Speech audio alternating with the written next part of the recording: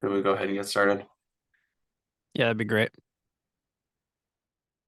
Okay, well, it's my pleasure to welcome and introduce Peter Goodhand. I might just give a very brief history. The Variant Interpretation for Cancer Consortium, or VICC, was actually started as a kind of spin out of GA4GH at I think it was an AACR meeting in New Orleans, like maybe 10 years ago, and eventually kind of transformed into a driver project of the GA4GH, a more independent driver project, and has always been lucky to receive the stalwart support of Peter and David and others who were instrumental in really creating and launching and founding the GA4GH. So it's really great to have an update from Peter. We haven't heard from you in a while, I think, to give like an overview of the current sort of state of the union of the Global Alliance for Genomics Health, which we are very interested to learn about. So thank you for joining us. And I'm sorry I have to duck out for that lecture. I'm going to miss it, but I will watch the recording if I can. Thanks, Ilby. And just say, I mean, it's been a great pleasure. You and I think maybe the Monarch Initiative are the two that don't easily fit the new model of a driver project, which is somebody who's got big data holdings and is running a global project. But you were part of our growing up together. And so we've had this unique and very positive interaction with VICC. And you've shown incredible leadership in some of our standards development. So it's been a very positive 8 years. I'll just introduce the rest of the GH team who've all got their cameras on. Thanks, guys. So Angela Page is based at the Broad. She's our Director of Strategy and Engagement for GA4GH. Beatrice Amos is based at the Sanger and the Hinxton campus, well, kind of the Sanger Institute in the UK. And manages our ClinPheno workstream and also our Genomic Knowledge Standards workstream. New to GA4GH, not new to the field by any stroke, and is already making a strong contribution to our work in two of the work streams that mean the most to you guys. And then Nirja Skantaraja works with me based out of OICR. And Nirja is really focused on these communities of interest, communities that implement GA4GH, but they do more than implement. And this is where we bring cross sections of driver projects and others together to say, when we focus on rare disease, when we focus on infectious disease, or in this case, when we focus on cancer as a group of driver projects and friends, what common needs and opportunities do we see? So Nirja manages that along with working with Angela on our broader engagement with other communities. So that's the four of us. And I think when we get through the slides and I'll give the overview, certainly Beatrice and Nirja will be able to have more understanding of the nitty-gritty of where VICC can and does interface than I do. So let's get going. And moment of truth, having been at a meeting where it seemed nothing worked. Whereas I thought I had this open. All right, apologies.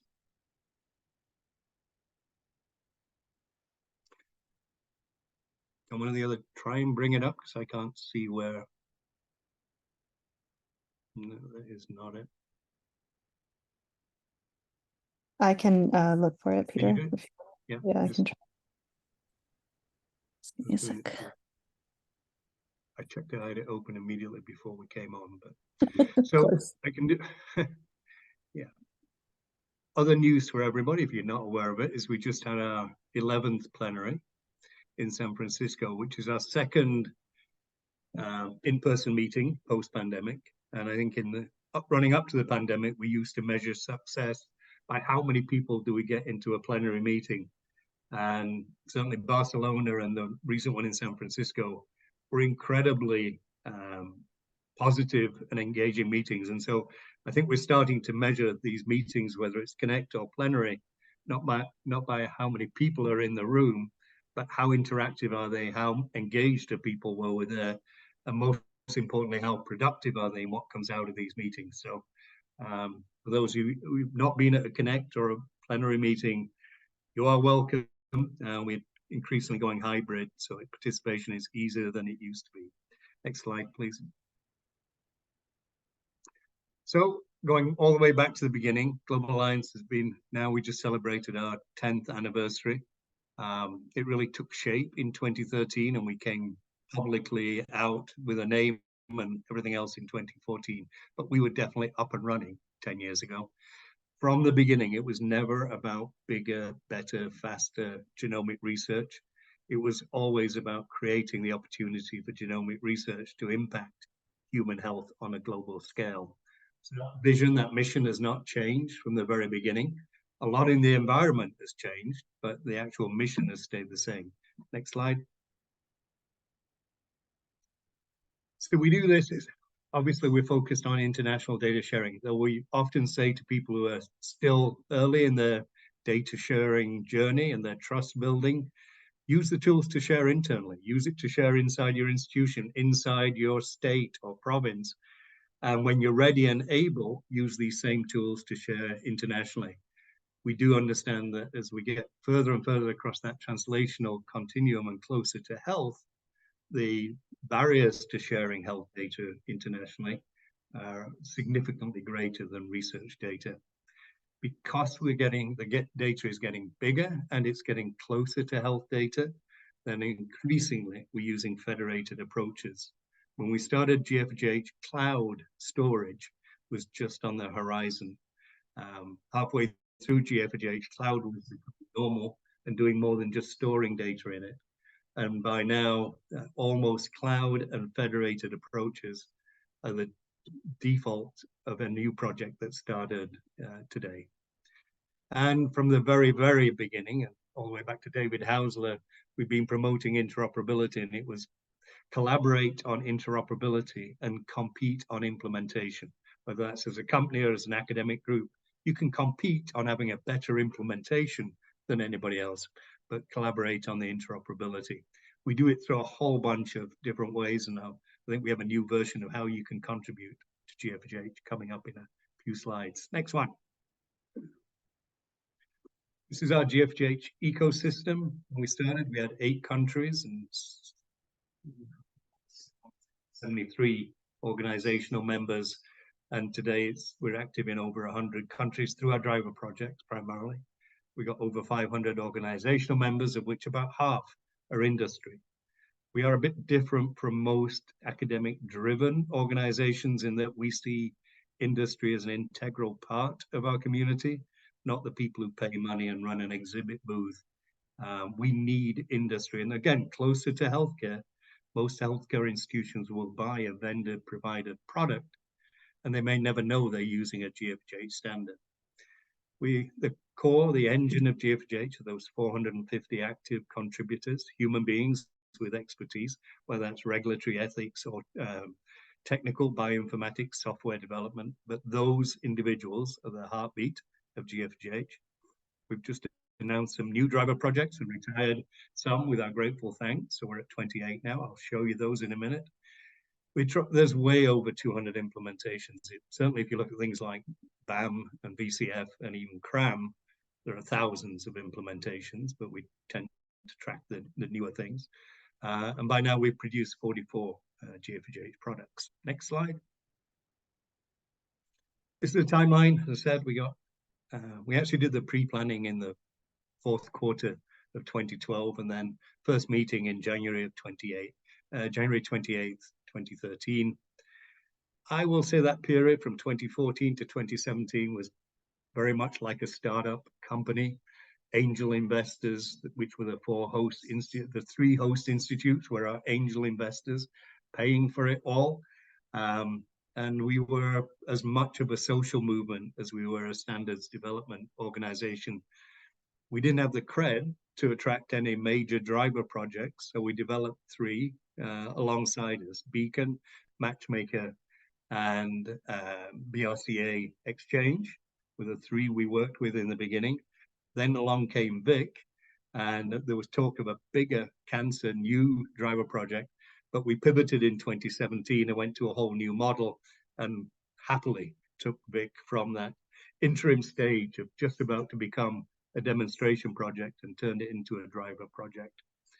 That 2017 phase that was really driven by Ewan Burney coming with his background, much stronger than our previous chairs in bioinformatics, and a real sense of we've got to get some stuff done and we've got to be disciplined about it.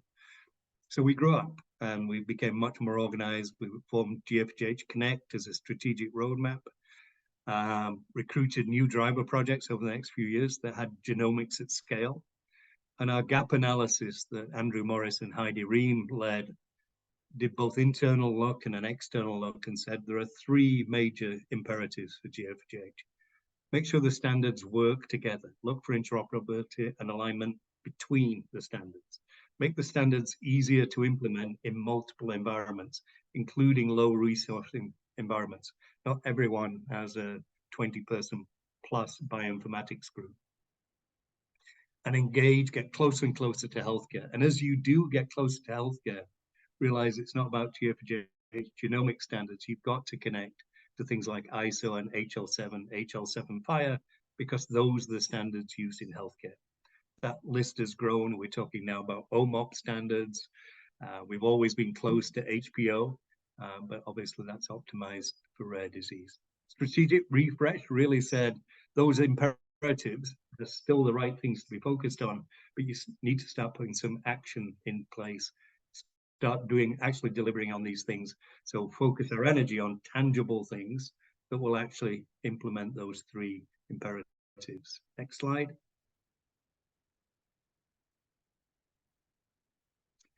So here's how we work today. A list of strategic partners. We've got one. We hope to form a second strategic relationship in the next month or so. They are a complex relationship, so it's taken a while.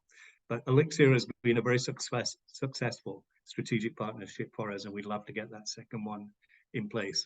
Driver projects are if those 450 active contributors are the heartbeat, the engine of GA4GH, then the thing that keeps us real, makes it real, and lets us work at scale are the driver projects. They tell us what we need to be doing. If it's important to them, they invest, embed resources into our work streams, and then they implement as best they can once those products become ready, fit for purpose. Organizational members, over 500, I'd say 50, probably really active organizations working with GA4GH, and the rest are part of that broader community. But they're waiting to see, they want to stay close to what groups like VICC are doing so they can implement as appropriate, but they're not driving implementation. Assigned experts is a new concept. We realize that we get most of our funding from US, UK, and Canada. Other countries are not really able to send money to our host institutes in those countries. So assigned experts is a way of funders, organizations throughout the world dedicating people to GA4GH in order to be able to recognize a stronger linkage. And that could be both developing standards and implementing work locally. And as I said, the individual contributors are everything we do. In terms of the circle, starts top left corner or top left third. We historically, if somebody had a great idea and was passionate about it, it tended to get discussed a lot and then maybe started, and then a year, 18 months later, we go, why are we doing this? Who's the intended audience? What's the use case for it? So we put a lot more structure and discipline now into getting things onto our roadmap in the first place. And that's through this concept of study groups. Then we move into the piece we've always done, which is creating standards and policy frameworks. That piece is still critical to our existence, but increasingly we're putting more into how we bring the communities together to do the implementations at scale. And I mentioned already we have communities of interest. The thing I haven't mentioned is our National Initiatives Forum, which is 20 or so of the world's national precision medicine, precision health initiatives. And again, some of them, like Genomics England and Australian Genomics, very active, showing real leadership. Others just joining and wanting to learn from those advanced countries. Next slide. These are the 2024 driver projects. The ones highlighted in blue will actually become official in January. We've announced them now, and we are working our way through finalizing the agreements. And we're really encouraging all our work streams to reach out not only to these this group of 10 new driver projects, but to all driver projects and say, what are your greatest needs today? So this really works well when our work streams are engaged with and well connected with our driver project community. Next slide. Of those, these are the ones that have cancer somewhere in the mandate. Some it's 100% in their mandate, like VICC. Others, it might be 10% or 20% of what they do, or it may not be specifically named as cancer, but it'd be difficult to see how the Human Pangenome Project wouldn't have relevance to cancer as it changes the way we see the concept of a reference genome. So I would encourage all VICC, particularly VICC leadership, to have a good look at who else is joining you, and then think about what could you be doing with your fellow driver projects that have a cancer mandate, as much as you then turn that around and say, now which work stream do we really need to drive this through? Next slide. Just worked out if I don't have slides under my control, the button here doesn't do anything. So those driver projects give us a reach into 113 countries. In some, it's a very light touch. We should probably make it the lightest shade of blue that you can possibly have. In others, we probably have 10 different driver projects, and clearly the US would be one of those where we've got many driver projects and a huge amount of our activity. And Canada and the UK probably is where we've got the greatest concentration of multiple driver projects active in one country. Next slide.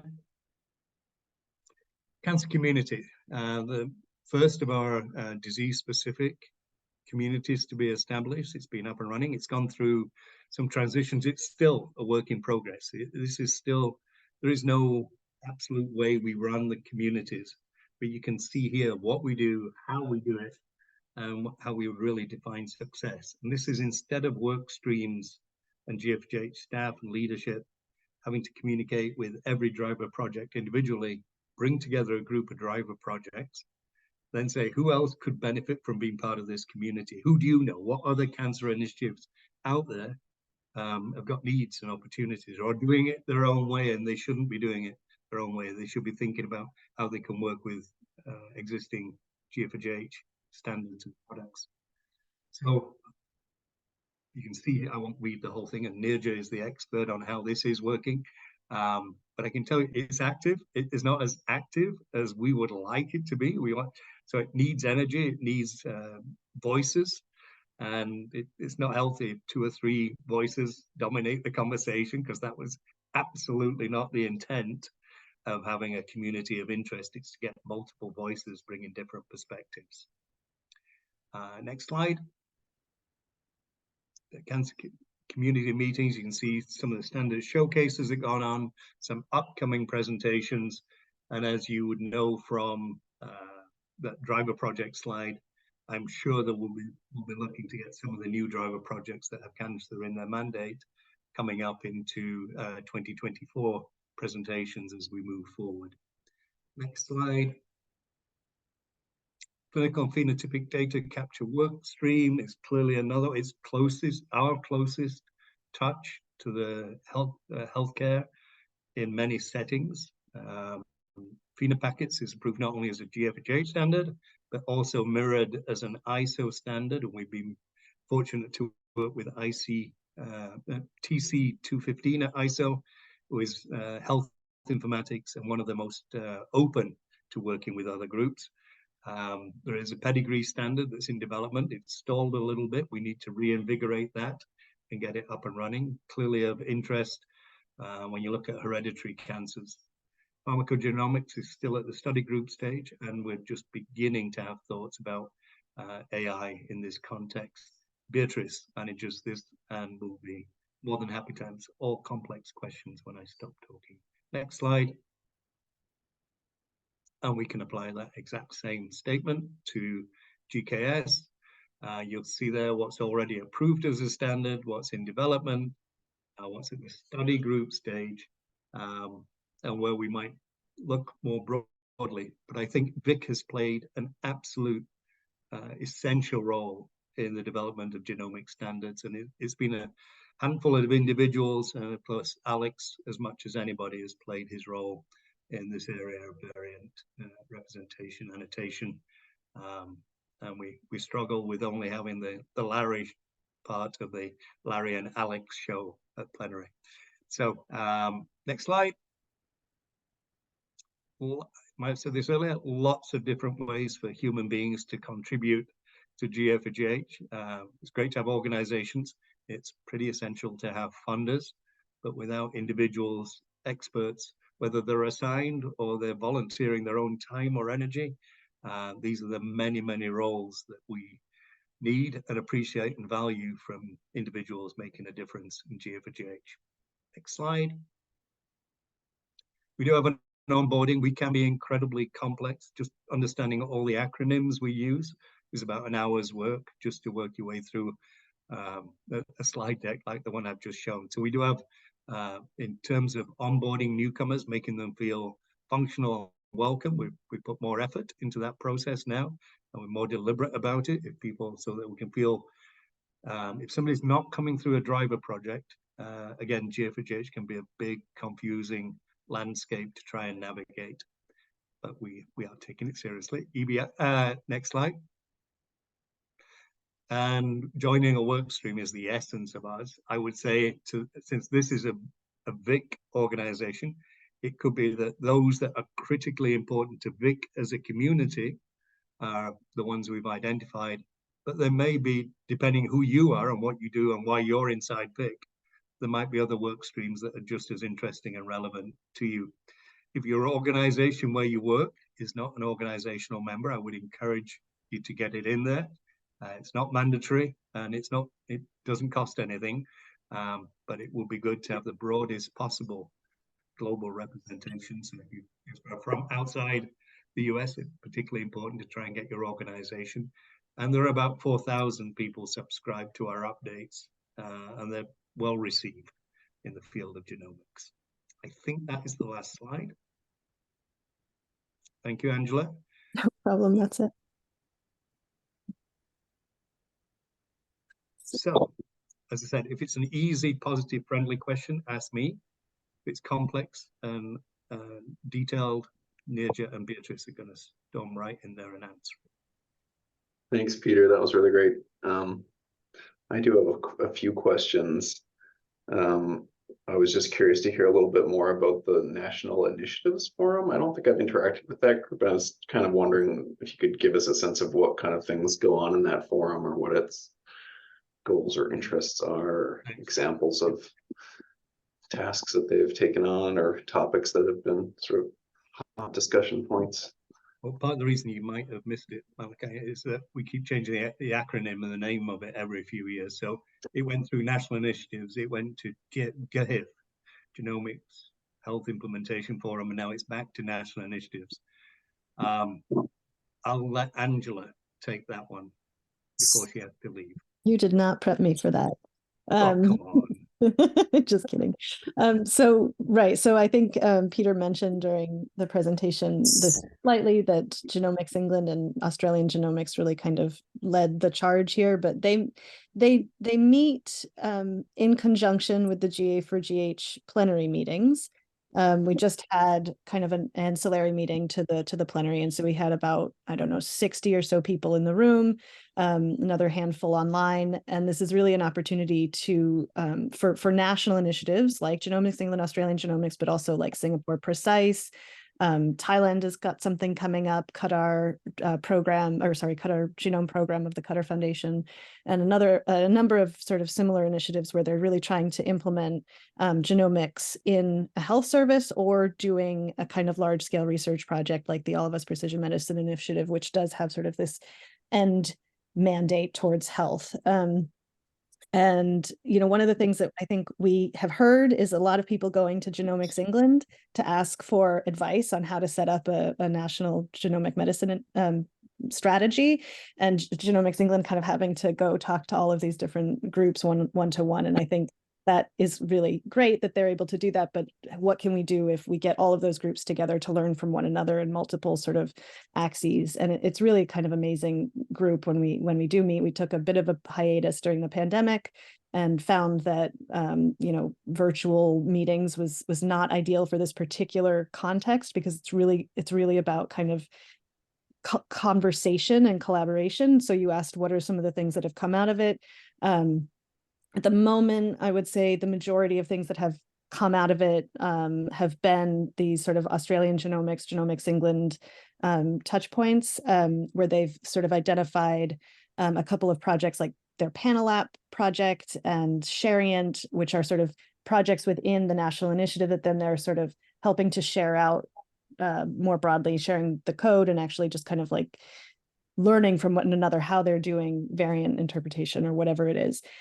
These are the current members.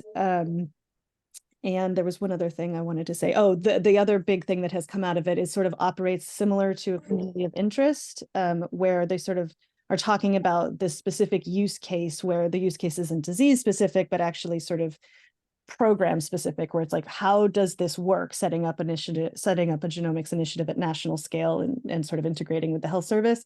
And so to that end, they've identified some sort of spaces where there are gaps for GA4GH standards to fill, and the whole genome sequencing quality control project is one of the things that has come out of that and is out now, actually been taken on by the large scale genomics and workstream as a product for development.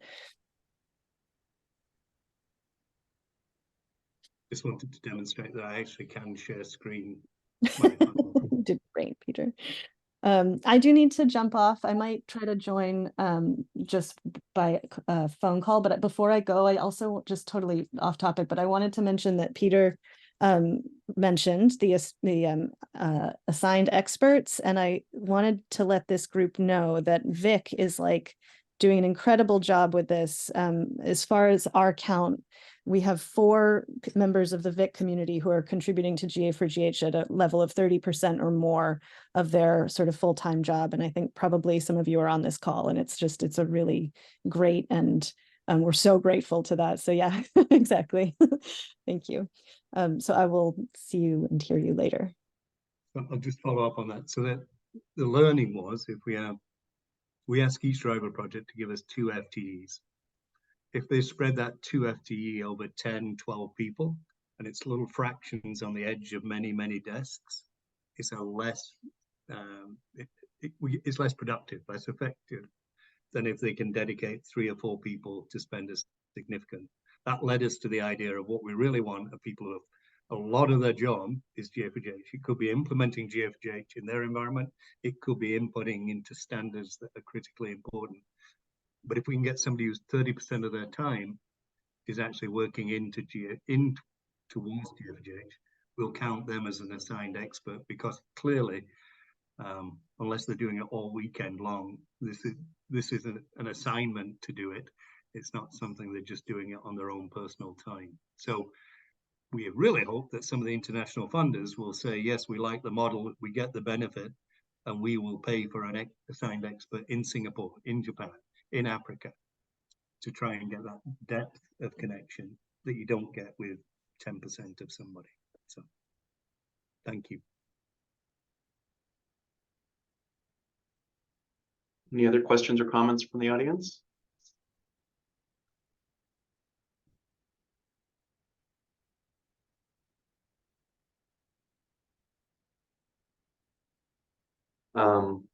While you're thinking of your questions or typing them into the chat, I was curious about so there was 3 driver projects described as pending.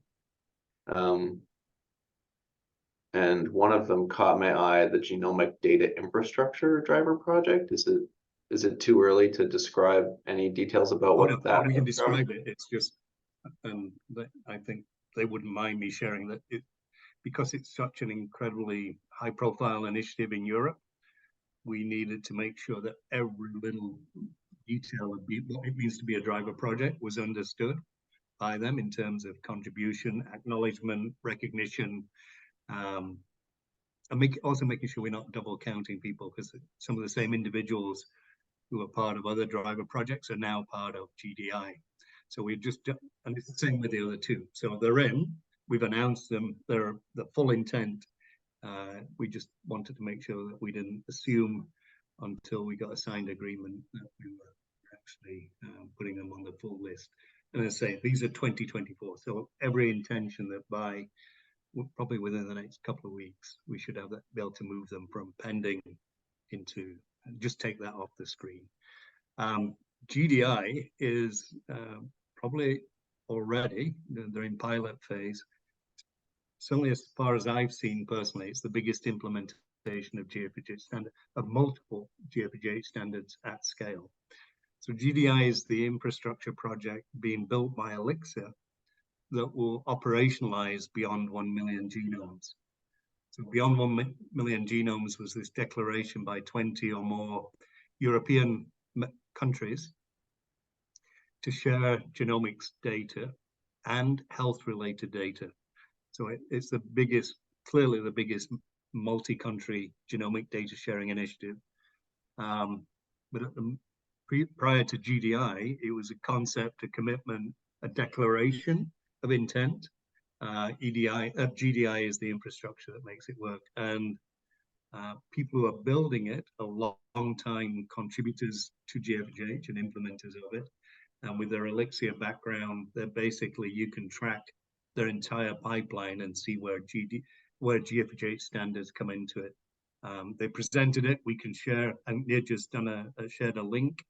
But inevitably, of that 1 million genomes, I'd be really surprised if a significant number were not related to cancer initiatives.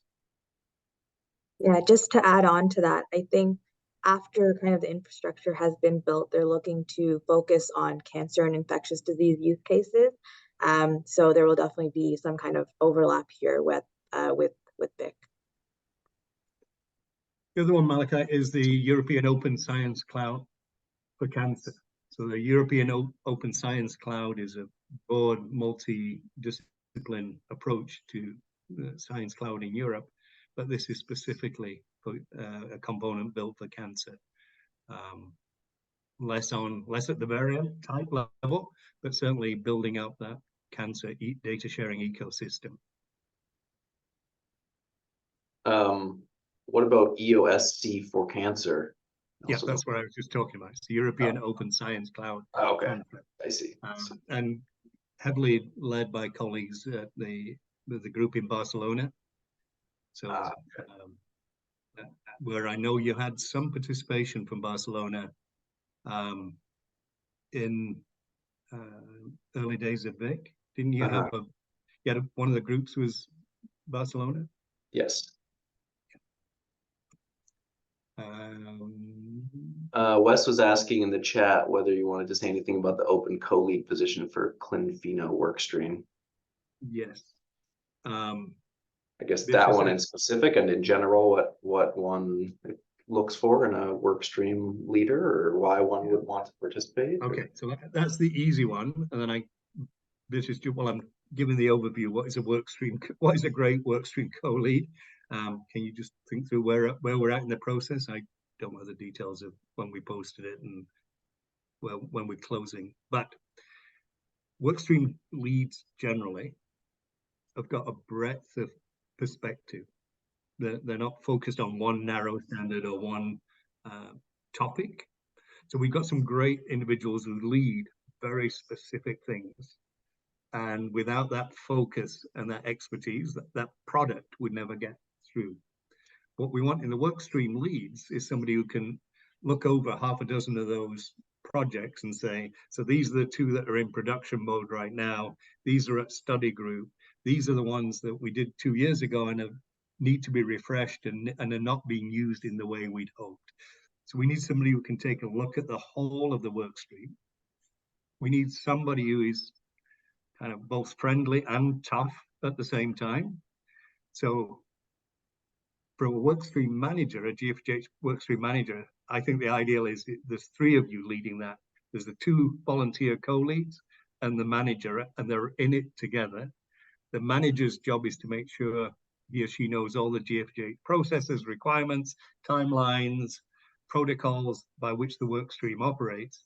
What we need from those co-chairs is expertise, passion, enthusiasm, big picture thinking, and ideally a sense that this is a global alliance, not a single country. So the best workstream leads are people who think globally, think across the breadth, whether it's ClinPheno, genomic knowledge standards, cloud, can think outside their own particular environment, getting other people to actually deliver, but in a really nice, friendly way, because we don't pay people to deliver. So you got to be able to stick and carrot and know when to use the best carrot, even though it's not a very big carrot, and when to not much of a stick, because we really don't want to use a stick to get people to collaborate inside GA4GH.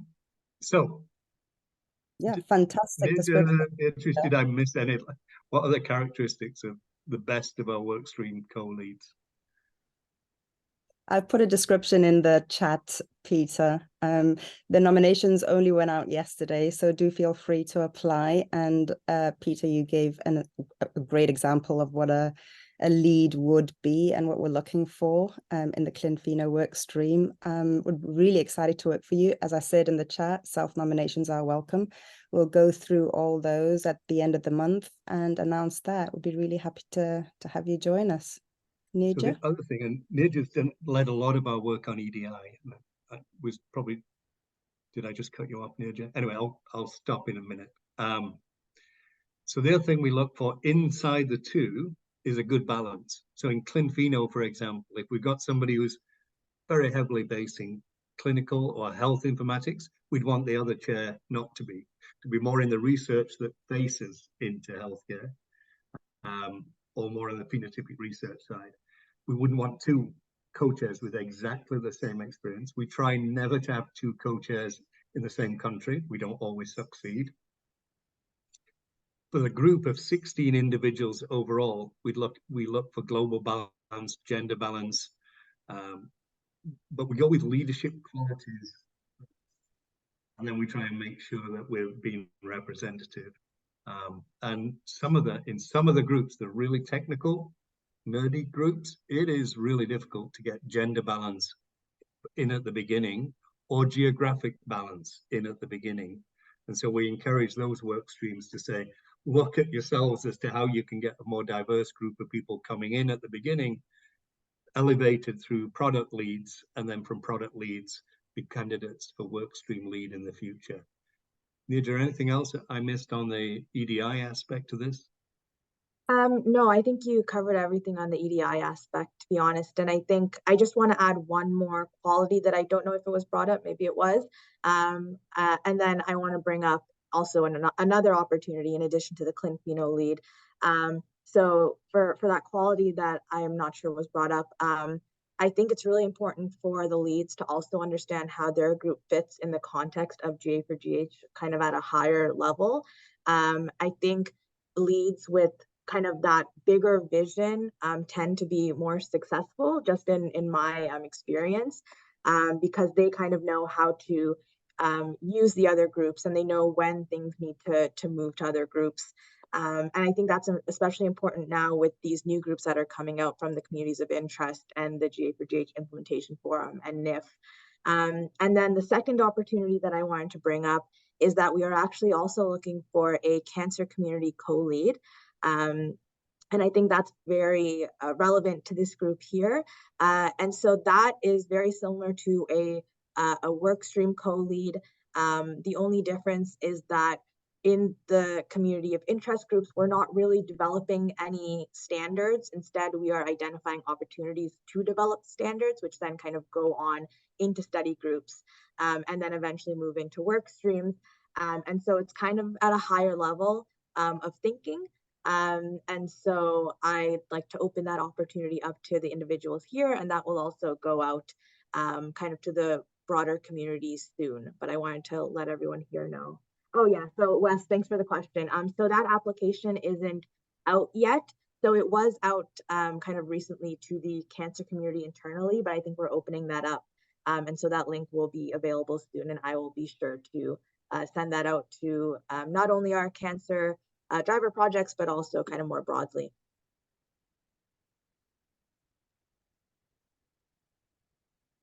What? Yeah, I think something, Peter, that you showed that is probably especially interesting to this group as well is the structural variant representation special interest group that's going on right now, where we're working on being able to precisely model structural variants within VERSE, the variant representation specification that we've been very active in doing. You know, Alex is one of the co-leads on that.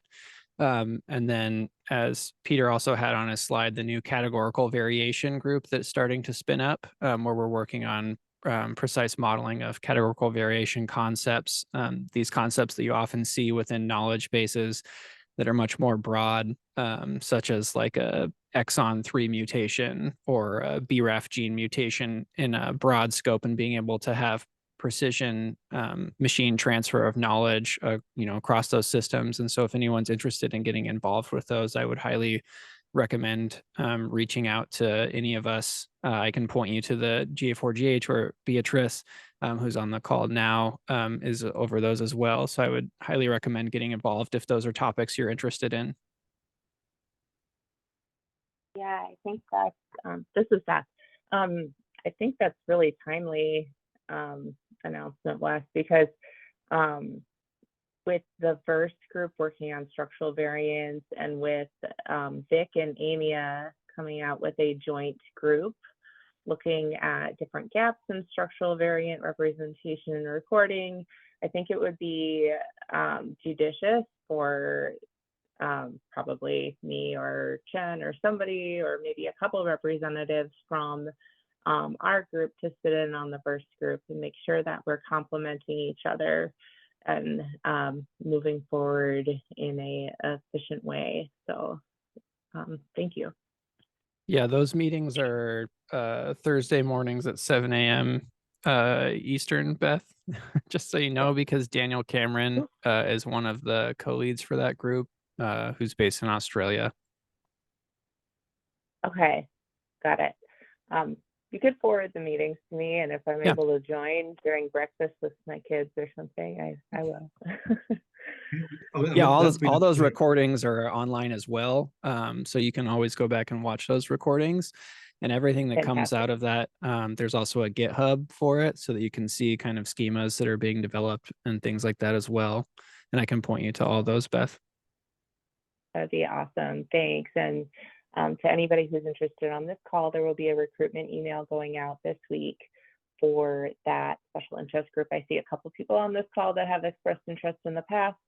So yeah, heads up for that. Thanks. So Beth, one of the other benefits of the whole world adopting Zoom through the pandemic is that pets and kids are now an integral part of workstream meetings. So thank you. Yeah. The pandemic has been mentioned a couple times. I'm curious if the GA4GH, like during the pandemic or since looking back, has identified any opportunities or challenges that relate to GA4GH's mission and the pandemic, like to improve standards for genomic data or sharing or related clinical information, working across international boundaries and so forth. Is that something that's still ongoing? Is there interest to help improve the situation with regards to genomic data sharing and standards for the next pandemic? I think we can all agree that we could have done things better looking back. I'll come to you, Nirja, as well. So let me I'll answer from my perspective, and then again, Nirja's been really involved in a fledgling community. So we were actually, so one of the early things that happened is that most of the institutes who were doing non-COVID related research did significant pivots to get, because their funding was redirected, or they couldn't do the project because they needed cancer patients or rare disease patients. And so a lot of our projects actually started doing COVID work they'd never done before, including OICR, where I'm based. Then we had one of our funders say to us, we can't really give you money at the moment to do what you normally do, but we can if you can make it relevant to COVID. And so almost sideways, we were pulled into pathogen genomics, not because we had this sudden thing, we got to get away from human genomics and go and tell pathogen people everything we know, but because both our driver projects and our funders saw that as an opportunity to apply what we know. So we took the principle that we won't go in there saying, great, the world of human genomics has come to you as an infectious disease or a pathogen community, and this is how you need to do genomics at scale, because they actually have different backgrounds, different organizations. They're heavily involved in low middle income countries where typically human genomics is not as involved as it is in high resource settings. So we took a partnership approach with an organization called VICC, who actually has got a 4 in the middle. So the Public Health Alliance for Genomic Epidemiology, and they modeled themselves on us as an organization. And we were just starting to talk to them pre-pandemic. So through it, we said, we don't want to try and wade into this space, but we want to work with you. And that actually has led to a community of interest, our second one, which was in infectious disease, that Nirja also runs, which is why I'm tapping her on the shoulder to say more. But it's become a very positive approach. We tend to focus on that interaction between host and pathogen. So where we can really make a difference is bringing human genomics and pathogen genomics and how you look at both together. They are an interesting new community for us to engage with. And it's actually, as you say, many groups that started to share data have now maybe gone back to their old ways. Our goal, I think, at the moment is to work with others to prepare for what unfortunately inevitably will be a future pandemic. And how do we not repeat all the mistakes that we did with simple things like metadata? And that was one of the first things we worked on. Nirja, put real meat on those bones. All right. So yeah, as Peter said, we do have an infectious disease community, and 2 study groups have come out of it. So the first one is experiment metadata, and that came out from a discussion that arose around the fact that during COVID, a lot of the data, a lot of the data that we had, specifically metadata around that data, was kind of not usable, and different organizations had different ways of organizing their metadata. And so David Bejold from McGill, he raised this issue. A lot of people in the infectious disease community agreed with him. And so they went off to see if there was something that could be developed in the GA4GH realm to kind of standardize those methods. And now they've just proposed that they work with ENA to develop an experiment metadata checklist, which will identify the specific fields that kind of you need at a minimum level to make use and understand the data that you're getting. The second group that was proposed was a ethical preparedness for pandemics and epidemic study group. And this group specifically identified a need to address some of the ethical issues that come around when we start to share data in kind of pandemic times, because that data is being shared, very quickly for good reason, but we need to make sure that it's done ethically. And so that group also proposed that they kind of create a framework to identify some of the issues that arise during pandemics, and then how those can be kind of addressed. And I will actually put a lot of links into the Zoom chat so you can get more information about that. But those are 2 groups that are actually newly proposed and will newly start kind of getting work done. And so it's a really good time if anyone's interested here to kind of hop into that. And there's a lot of momentum there. So yeah, let me know if you have any questions. I'm not a technical person, but I've listened to a lot of the meetings, so I'm sure I could, do something and help you get those answers. Awesome, thank you. Any other last questions or comments from anyone in the audience?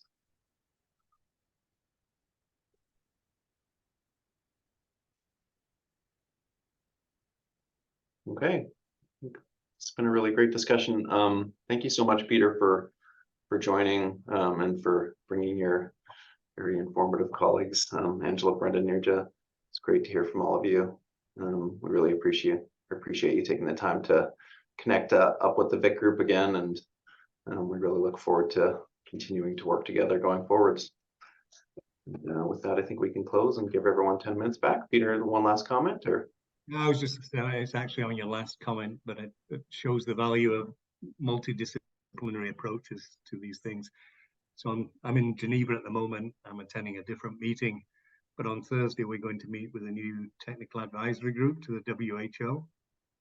And I think one of the roles that organizations like GA4GH can play is to make sure that the WHO doesn't just focus on pandemics and pathogens, and realizes that human health globally needs genomics in cancer, in rare disease, in complex common diseases, as well as infectious disease. Because I think if we don't keep that balance, there's a tendency to make the whole effort about pandemics and infectious disease. So we'll be meeting with them, and part of it is to make sure that cancer in particular, given my background, stays front and center in everybody's mind. All right, sounds amazing. Thank you for all Okay. those efforts. Thank you so much, everybody. Okay, goodbye. Thank you.